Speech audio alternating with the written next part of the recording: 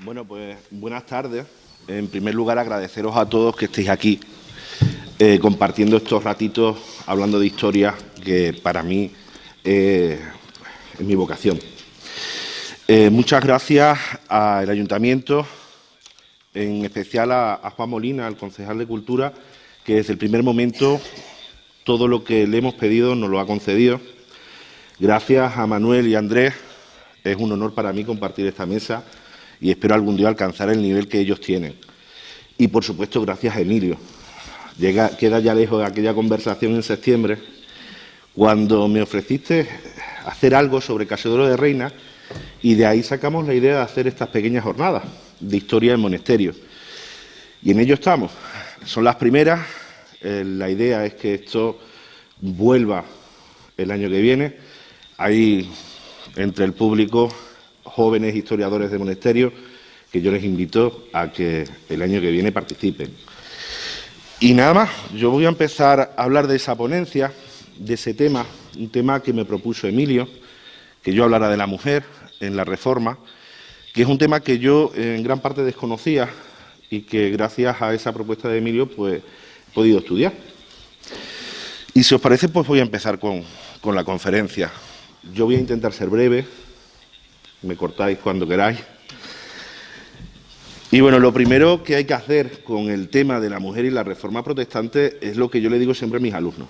Hay que encuadrarla, contextualizarla históricamente. Y la mujer y la Reforma protestante pues se encuadra en la Europa de la Reforma. Europa de la Reforma en la que bueno, se ha abierto desde finales del siglo XV un debate sobre aspectos teológicos. Y estamos a principios del siglo XVI entre los ortodoxos, los católicos, y los heterodoxos, los reformistas, que están dialogando a ver si llegan a algún acuerdo. Acuerdo que no va a llegar y que va a abocar a Europa a una serie de guerras de religión que en realidad no podemos decir que acaben hasta la paz de Westfalia de 1630, que pone fin a la guerra de los 30 años y que dio libertad de culto en Alemania. En España no. En España la libertad de culto puntualmente en el siglo XIX y puntualmente también en el siglo XX, por las circunstancias históricas. Volviendo al siglo XVI, España no es ajena a ese debate teológico que se ha instalado en Europa. Y así podemos encontrar un foco de pensadores, de alumnos sobre todo, en la Universidad de Alcalá de Henares.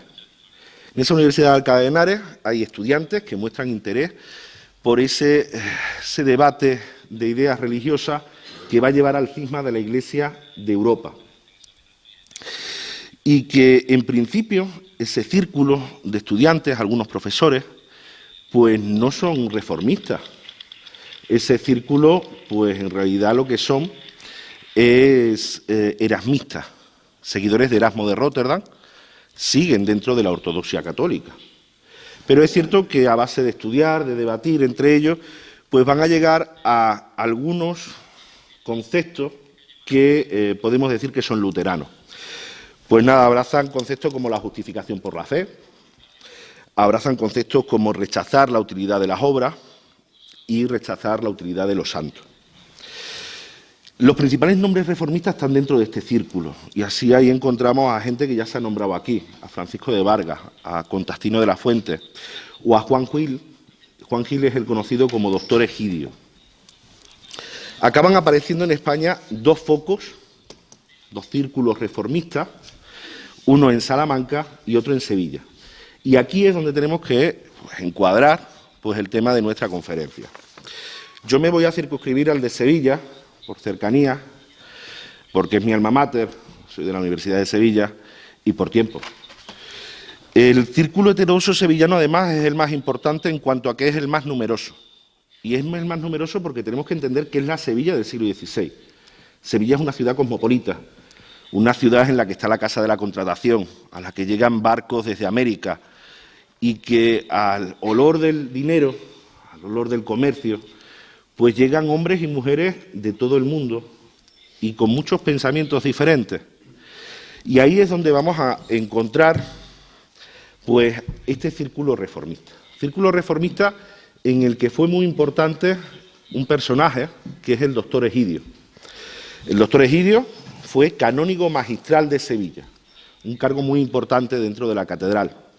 Y ese cargo le va a permitir dogmatizar, que es como decían ellos, predicar la fe luterana. Ya desde 1540 pues tenemos libros protestantes dentro del grupo de afines a Egidio. Y en 1549 ya se ha nombrado aquí una redada que hizo la Inquisición en torno al círculo del canónigo, y a muchos los cogieron, pero otros muchos se escaparon. Y esos que se escapan acaban en su mayoría en París. Acaban en París y allí en París pues van a crear una iglesia o un círculo de reformistas españoles que tuvo mucha importancia en la iglesia reformista sevillana, que es la llamada iglesia chiquita, o que ellos mismos llamaban iglesia chiquita. En este movimiento tenemos que incluir a estas mujeres que van a ser auténticos líderes del movimiento reformista sevillano. En el caso sevillano tenemos dos características que unen a todas estas mujeres. En primer lugar, su juventud. Son mujeres que tienen entre 20 y 30 años. Y en segundo lugar, su cultura. Son mujeres muy instruidas, son mujeres muy cultas. Hay una gran cantidad de ellas. Yo he intentado sistematizarlo. La gente que estudiamos historia nos da por eso, por intentar encajonar las cosas. Y así lo he hecho en 4 grandes grupos, de los que voy a hablar esta tarde. Mujeres que se asocian o que tienen relación con el convento de Santa Paula de Sevilla, mujeres que tienen relación con el convento de Santa Isabel, también en Sevilla, mujeres de la nobleza sevillana, y después he hecho un cajón desastre al que he nombrado como otras. Y ahí pues están desde mujeres de los plateros sevillanos, el gremio de los plateros sevillanos tiene mucha importancia en la Reforma sevillana, también pues beatas o monjas terciarias. Voy a empezar a hablar de las mujeres asociadas al monasterio o convento de Santa Paula de Sevilla. En el monasterio de Santa Paula hay una gran influencia de Egidio, porque Egidio es el predicador, es el que iba a hacer la prédica allí. Y conocemos la importancia de Egidio por los interrogatorios que la Inquisición le hizo a las monjas de Santa Paula. En esos interrogatorios las propias monjas dijeron que Egidio pues incluía conceptos que son abiertamente pues luteranos, como es el negar el culto a las imágenes, el negar la utilidad de las obras para llegar a la salvación, el negar la utilidad de las penitencias y las mortificaciones, etc. Y como os digo, esto se deduce de las declaraciones que las propias monjas hicieron en los autos de fe que se realizaron. El caso del convento de Santa Paula es curioso porque tienen un mayor protagonismo las mujeres seglares que las propias monjas. Voy a hacer referencia a alguna de ellas. Espero no aburriros demasiado y que no se convierta en un listado de nombres. La primera va a ser María de Virués. María de Virués la conocemos por el auto de fe de Sevilla de 1559. Era hija de un noble de ascendencia conversa que es acusada de luterana y de ficta confitente. ¿Esto de ficta confitente qué es? Pues simplemente que cuando fue interrogada por la Inquisición confesó abiertamente de que ella era luterana y por ese hecho va a ser relajada por la Inquisición. Y eso de relajada es el concepto que utiliza la Inquisición para decir que la va a quemar viva en el auto de fe. Una relajación un poco curiosa al menos. Paso a otra de estas grandes damas sevillanas, que es Isabel de Baena. Isabel de Baena es una viuda de la alta sociedad sevillana y a mí me ha llamado la atención su caso, no tanto por lo que ella fue, sino por lo que se hizo en su casa. En su casa de Sevilla se reúnen los grandes líderes de la Reforma sevillana. Y hay autores que creen que la casa de Isabel de Baena era el templo de la Nueva Luz, que sería la sede de esa iglesia chiquita. Ella va a ser quemada en el auto de fe de 1559 como receptora de herejes, dogmatizadora, ficta confidente. Es decir, que ha confesado que es luterana, que predica, y esto ya es importante, las mujeres que predicaran en el siglo XVI es que tenían un buen nivel cultural y que recogió hizo las reuniones en su propia casa. La Inquisición tiene prueba de ello, como os digo, pues la relajó, la quemó. Pero no le sirvió con eso, sino que también decidió que la vergüenza pública fuera para ella y para toda su familia. Condenó a Isabel de Baena a que su casa fuese demolida, sembrada de sal, para que no creciese ni la hierba, y a poner una placa de mármol en el solar, en el que se podía leer de lo que se le acusaba a Isabel y qué se había hecho allí. Con eso consigue la Inquisición que no solo Isabel, sino toda su familia, sea señalada con el dedo por el resto de la comunidad. Llegados a este punto, quiero hacer hincapié en un personaje que es una de las mujeres más instruidas del siglo XVI y a la vez una de las personas más olvidadas por el gran público al menos, que es María de Bohórquez.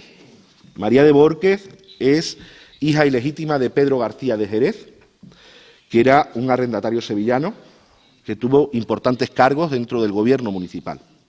Es una mujer muy culta, una mujer que sabe leer y escribir. Esto ya es decir mucho en el siglo XVI, donde casi nadie sabía leer y escribir, menos las mujeres. Estaba incluso mal visto que supiesen leer y escribir. Y que sabe latín y griego. Y esto es muy importante, saber latín y griego. Hasta la Biblia del Oso, la Biblia de España, no estaba en español. O sabías latín o te la tenía que contar alguien que supiera latín. Normalmente alguien perteneciente al clero.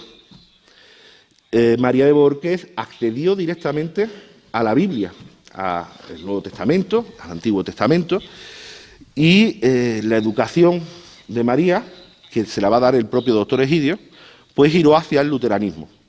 Acabó siendo predicadora, y ella misma pues hablaba de que el único sacramento era el bautismo, niega el resto de sacramentos católicos, niega la transubstanciación. Sabemos que la transubstanciación es esa creencia católica que durante la Eucaristía el pan y el vino se convierten en el cuerpo y la carne de Cristo. Niega pues la intercesión de los santos y demás. María Bohórquez es una habitual a los sermones de Egidio en Santa Paula, es una habitual también en las reuniones de la casa de Isabel de Baena.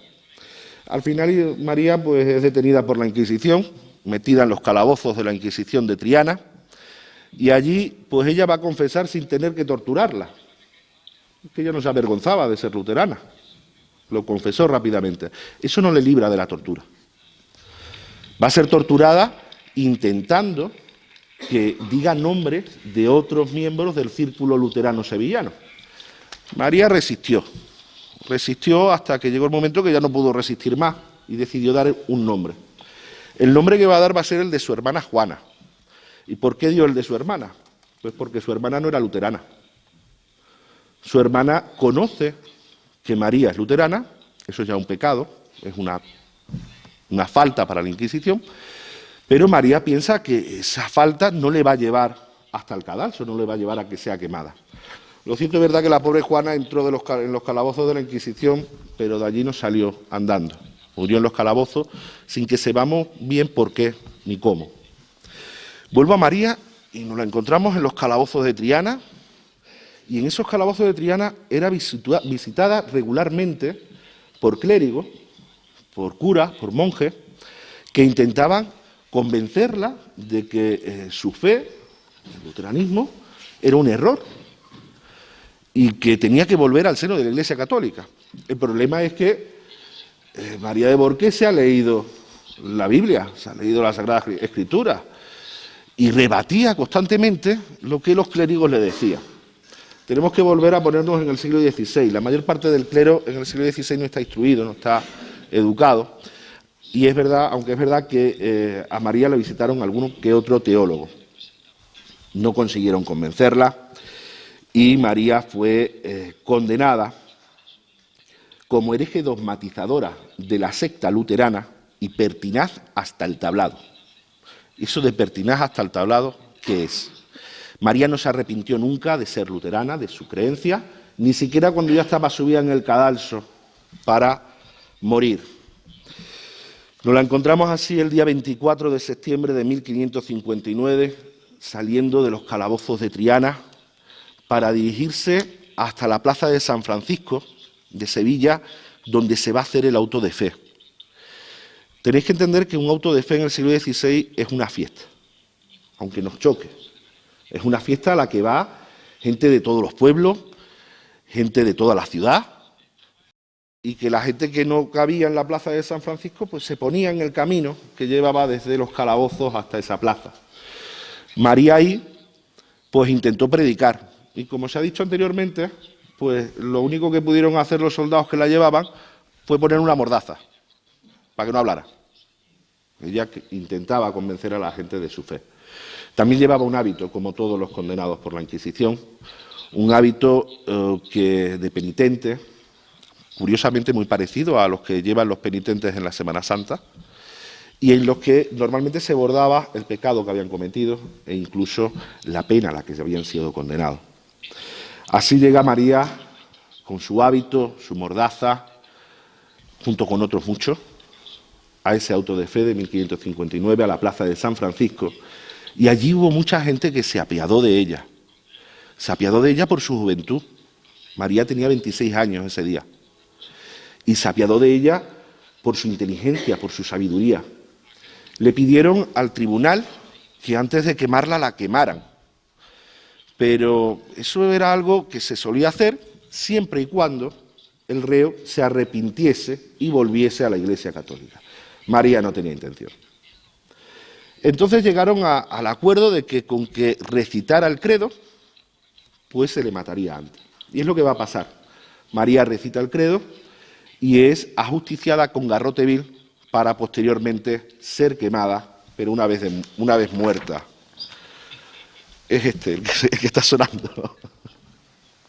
Es que estoy escuchando algo. No sé si es la radio o qué.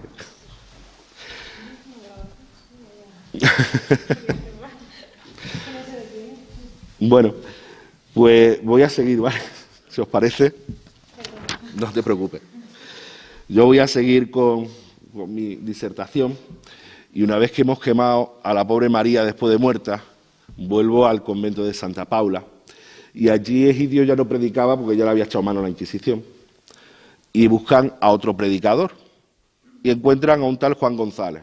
Y este Juan González era del Círculo Luterano de Sevilla, hace que los escogían. Cogen a Juan González lo coge la Inquisición también, y es acusado de luterano, él junto con sus hermanas y su madre. En 1557 son acusadas de luteranas, su madre y sus hermanas, se les confisca sus bienes y se les confina en una casa de Sevilla. Sus hermanas son María y Catalina González, que van a ser quemadas en el auto de fe de 1559. Más importante Catalina que María. Catalina era dogmatizadora, predica, María no. Y después había otra hermana, que es Elvira González. Y Elvira González no la quemaron. Elvira González acabó reconciliada en el auto de fe de 1562. Es decir, que volvió al seno de la Iglesia Católica. A esta no la queman porque no encontraron prueba de que fuera luterana. Lo más probable es que no lo fuera, pero sí había cometido falta. Conocía el pecado de sus hermanos y no los había denunciado.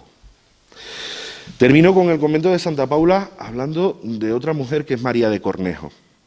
María de Cornejo, poco más allá de que fue quemada en el auto de fe de Sevilla del 59 por herejes luteranas, sabemos. Pero me interesa porque la vida de María de Cornejo, junto con la de María Bohórquez, va a servir en el siglo XVIII de inspiración para hacer una novela que se llama Cornelia Bororquia. Esta Cornelia Bororquia podemos decir que es la primera novela anticlerical española. Voy a hacer un spoiler, voy a contaros de qué va. Cornelia Bororquia es una muchacha sevillana de la que se enamora un arzobispo de Sevilla y como quiere tener algo con ella, pues solo se le ocurre meterla en la cárcel. El arzobispo de Sevilla, así que bueno, no tuvo muchos problemas para meterla en la cárcel. La mete en la cárcel y la viola, el arzobispo de Sevilla. La viola y en el forcejeo, pues Cornelia mató al arzobispo, por lo que la Inquisición acusa a Cornelia de ser atea, de lo que no tienen prueba, y de haber matado a un prelado, aunque haya sido en defensa propia. La novela Cornelia Bororquia es una novela que ataca a la Inquisición, pero que también hay que contextualizar. Está escrita en el siglo XVIII, es el siglo de las luces, el siglo de la Ilustración, en la que muchos intelectuales españoles ya están criticando la Inquisición como uno de los grandes problemas de España. Están criticando esa Inquisición y esa crítica se puede hacer en el siglo XVIII. En el siglo XVI, del que estamos tratando ahora, es impensable en España una crítica a la Inquisición, porque la Inquisición te iba a encontrar. Termino con el monasterio de Santa Paula y me paso al monasterio de Santa Isabel. En el monasterio de Santa Isabel hay una diferencia básica con el de Santa Paula.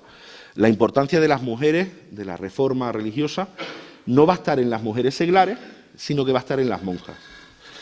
Yo voy a nombrar solo a una, que es Francisca de Chaves. Francisca de Chaves es una monja muy culta que atacaba al papado, al Santo Oficio, niega la utilidad de las obras, la existencia del purgatorio. Esto último, por cierto, lo quitó San Juan Pablo II, cuando era papa, el purgatorio. No cree en la transubstanciación y niega la utilidad de la mortificación y la penitencia. Y me interesa Francisca de Chaves porque en los interrogatorios ella reconoció la existencia de la iglesia chiquita. Ella reconoció la existencia de esa iglesia reformista sevillana y reconoció que el líder había sido, pues, Egidio. Sin más, deciros que, como otras, acabó relajada. Acabó relajada en 1560 como dogmatizadora luterana. Termino de hablar de los conventos y me paso a hablar de la nobleza sevillana, porque la reforma es algo que se metió dentro de todas las capas sociales y también de las capas altas. Yo voy a hablar aquí solo de dos mujeres nobles, que son María Enríquez y Ana de Deza.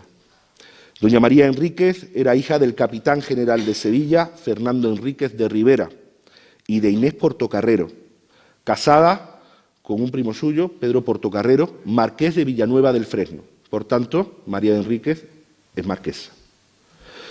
Y esto, de ser marquesa y de su familia, le va a librar de la hoguera y le va a librar de ser investigada casi por la Inquisición. Investigada no, pero sí penitenciada.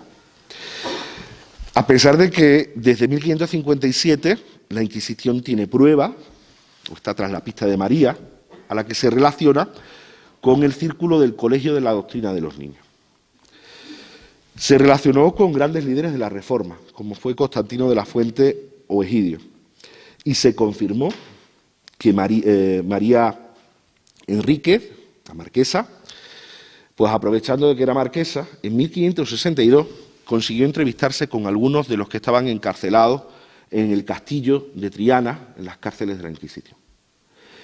Y esto a nosotros nos puede parecer algo normal, que alguien vaya a visitar a alguien a la cárcel, pero es que los interrogatorios de la Inquisición pues se basaban en dos pilares: la tortura, pero vamos, que no es que la Inquisición fuera una sádica que se dedica a torturar a todo el mundo, es que la tortura era algo normal que la justicia civil también hacía. Y después el aislamiento. A ti te cogía la Inquisición, te metía en la cárcel, no te dejaba comunicarte con nadie y la mayor parte de las veces ni siquiera te decían de qué estabas acusado. Te iban preguntando y tú ibas largando y muchas veces decías faltas que habías cometido pero que ellos no sabían. A pesar de todas las pruebas que hay contra ella, pues esta doña María Enríquez, como os digo, se libró de todo. No fue el mismo caso el de doña Ana de Deza. Ana de Deza era hija de Nicolás Tello. Nicolás Tello es miembro del Real Consejo de las Órdenes Militares. Y de doña Isabel de Deza. Isabel de Deza es sobrina del arzobispo Fray Diego de Deza. Fray Diego de Deza ya no está vivo cuando están investigando a Ana, pero curiosamente coge el apellido de su madre, porque era muy importante. Fray Diego de Deza, como todos sabemos, es arzobispo de Sevilla, gran inquisidor de Castilla, y fue el maestro del malogrado príncipe Juan. El príncipe Juan es el hijo de los reyes católicos, para aquellos que no lo sepan, que murió y que por eso a los reyes católicos le sucedió Juana I de Castilla, la mal nombrada como Juana la Loca. Bueno, pues sus lazos familiares no van a impedir que Ana de Deza sea investigada. Ana de Deza va a ser investigada por la Inquisición y demostraron que tuvo una correspondencia que se carteaba con Constantino de la Fuente, mientras que Constantino de la Fuente está en prisión. Y eso, pues ya he dicho que era completamente ilegal. ¿Y cómo lo consiguió Ana de Deza? Pues sobornando al carcelero. Simplemente. Eso pasaba en 1557. En 1561 es vuelta llamada por la Inquisición, acusada de intentar sacar información a los carceleros de Triana sobre los luteranos que allí estaban, y parece ser que también se entrevistó con alguno de ellos. En 1562 se hace el proceso de Ana de Deza, ha concluido ese proceso, y en el auto de fe es condenada a abjurar de vehementi. Y esto, bueno, es una palabra muy rara, que significa que se reconcilia con la Iglesia Católica, admite que su fe reformista es un error, vuelve al seno de la Iglesia. El concepto de vehementi es porque hay pruebas contra ella. Si no hubiera pruebas, la juración sería de otra manera.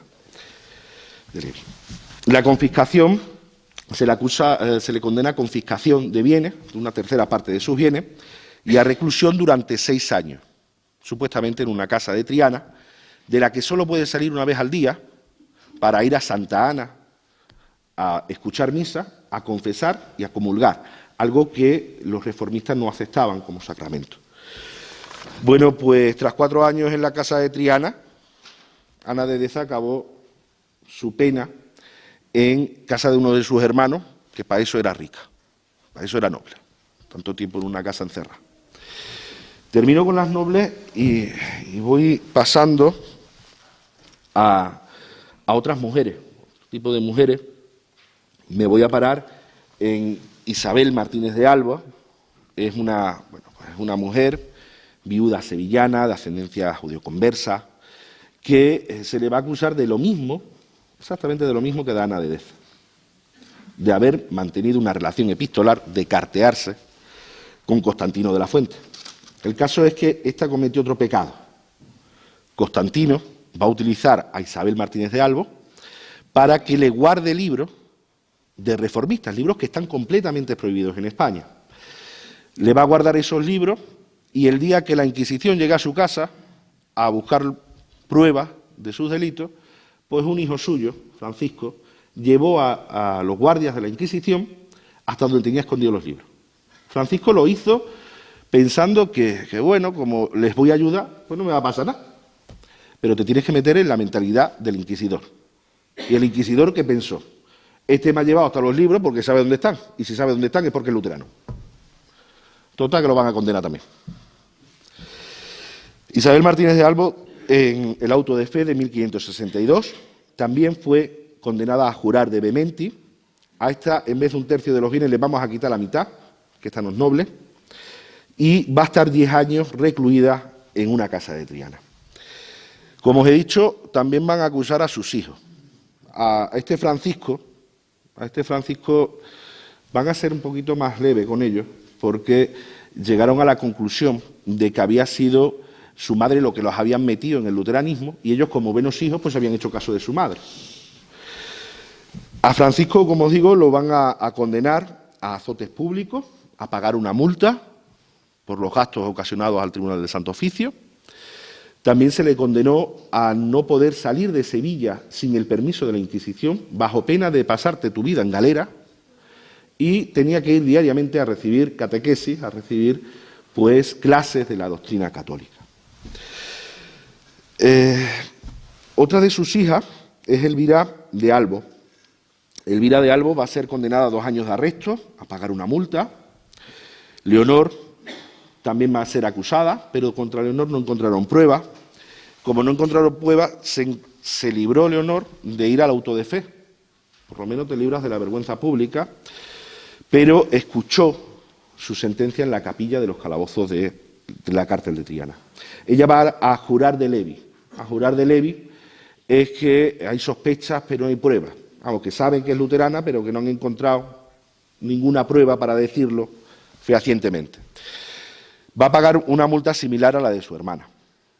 Y aquí estamos viendo pues las condenas de la Inquisición, que a pesar de la fama de sanguinaria eran las más comunes, que es pues, penas monetarias, multas, confiscaciones de bienes, la Inquisición se convirtió en una de las grandes propietarias de este país, más que de relajación. Es verdad que en estos años centrales del siglo XVI sí va a ser más dura, pero a medida que pasa el tiempo cada vez se dedican más a estas cosas, a poner multas. Voy a ir pasando, pues no sé cuánto tiempo llevo. Voy a pararme un momento en Catalina Villalobos. Catalina Villalobos era la mujer de un platero sevillano. Ya he dicho que el gremio de los plateros tiene bastante relevancia dentro de la Reforma sevillana. Esta estaba casada con este platero, que también es luterano, pero el marido se escapó, consiguió huir antes de que los pescara la Inquisición. Catalina no. Catalina acabó en la hoguera, relajada, en el auto de fe de Sevilla de 1562. Y me he parado en ella para explicar algo que ya se ha dicho aquí, que es una costumbre de la Inquisición: cuando alguien escapaba, se le juzgaba y si se le encontraba culpable, se le quemaba en efigie, que hacían una estatua de madera y le metían fuego. A ella se le acusó, a esta Catalina Villalobos, de dogmatizadora, pero decía la Inquisición que había predicado, pero no más allá de su familia.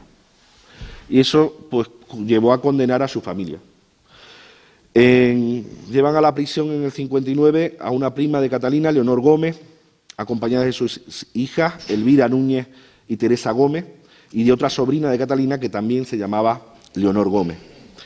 Tras pasar un año en las cárceles de Triana, del castillo de Triana, son relajadas, son quemadas vivas, en el auto de fe de 1560, en el que también se les condena a confiscación de bienes.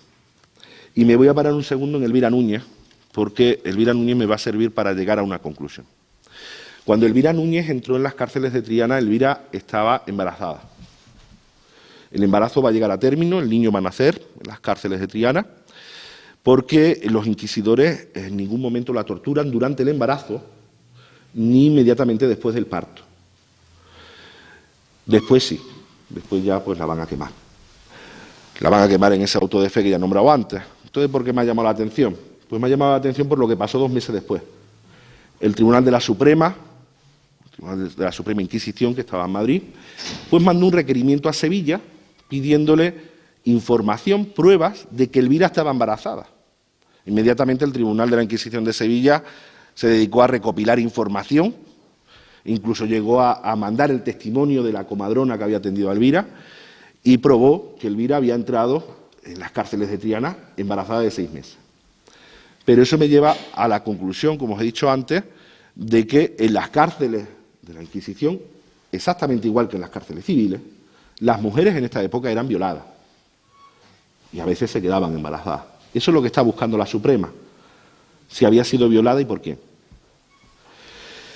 Bueno, pues voy a pasar ahora a Catalina de Medina, porque también es una persona que me ha llamado la atención.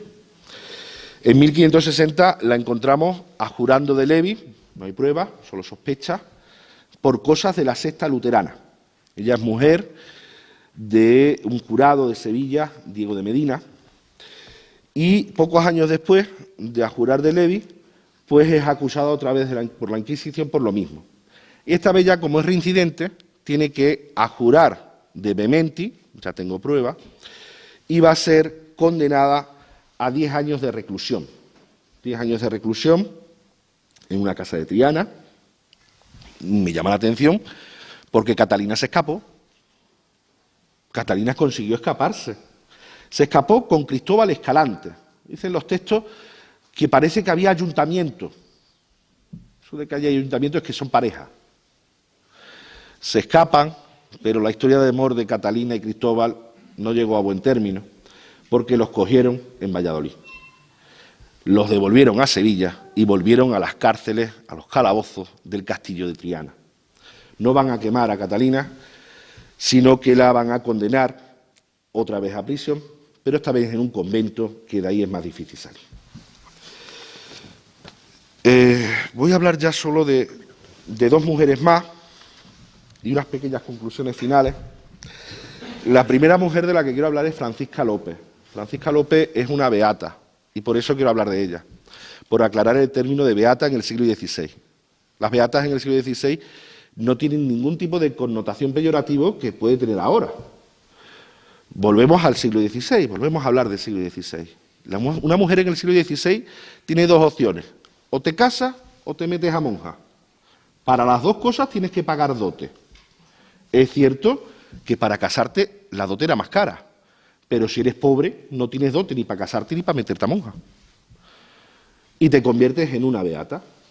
Esa beata son mujeres que, como no podían dar la dote, se convierten en eso, son mujeres piadosas, que vivían pues unas veces solas, otras veces en comunidad, otras veces vivían con una familia, como tejedoras bordadoras, e incluso muchas de ellas vestían hábitos, a pesar de no ser monjas, tienen votos, voto de castidad, habrá quien tenga el voto de silencio, bueno, tienen votos, como os digo.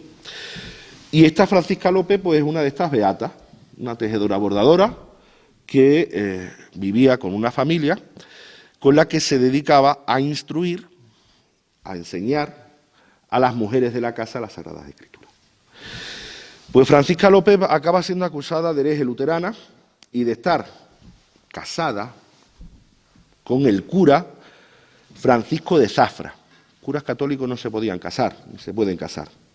Francisco de Zafra es párroco de la iglesia de San Vicente Mártir de Triana, y Francisca simplemente era una beata empleada por una de sus parroquianos o empleada por el propio Francisco de Zafra, no lo tenemos muy claro.